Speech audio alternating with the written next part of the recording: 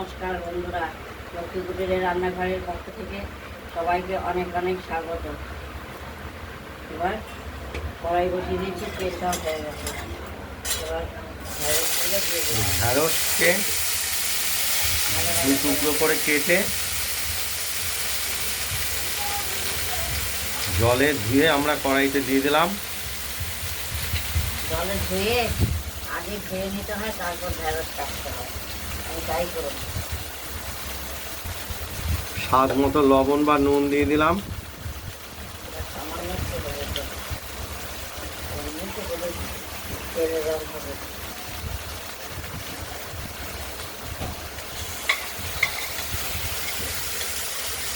একটু ভাজা ভাজা করে নেবো ঢ্যাঁড়সকে।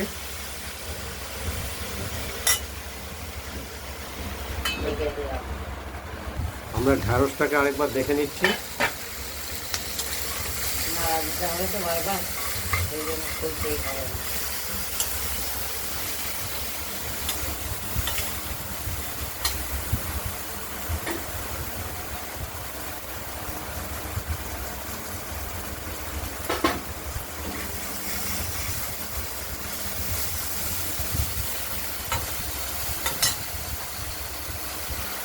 দেখতে থাকুন। পোস্তটা আমাদের বাটা হয়ে গেছে, আর একটু বাটলেই আমাদের হয়ে যাবে। সামান্য পরিমাণে একটু জল দিতে হলো। একটু আমরা ওই সেদ্ধ করে নেওয়ার মতো নেব।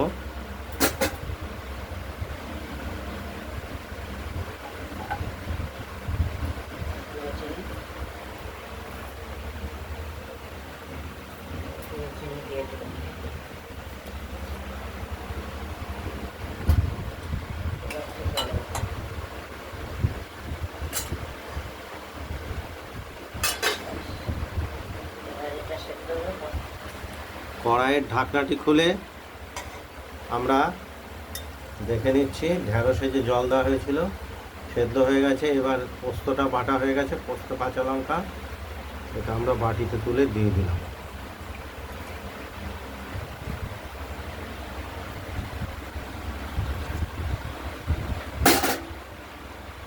আমাদের ঢ্যাঁড়সের পোস্ত পাতুরি তৈরি হয়ে এসেছে।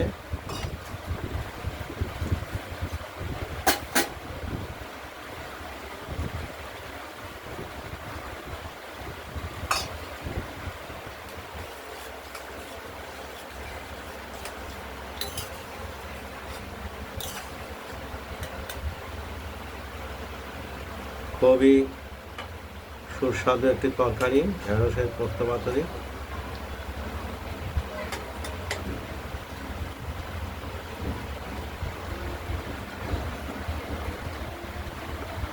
আমরা লবণটা দেখে নেব।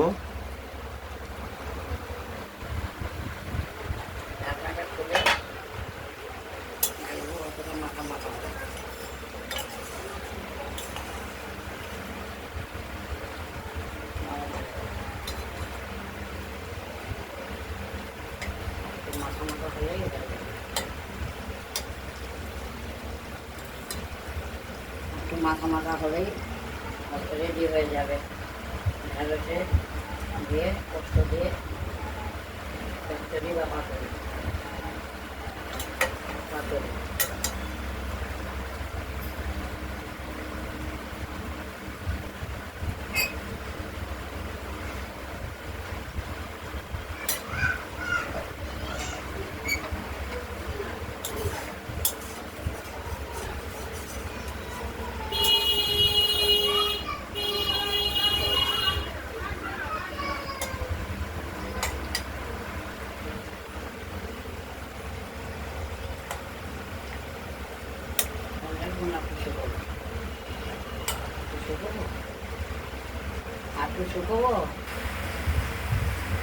আর একটু শুকোলেই ভালো হয়, একদম টল টল করছে।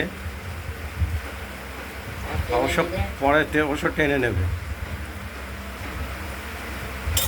পোস্ত লঙ্কা বাটা দিয়ে ঢ্যাঁড়সের পোস্ত পাতুরিটা একদম আমাদের প্রস্তুত হয়ে গেছে, দেখতেই পাচ্ছেন।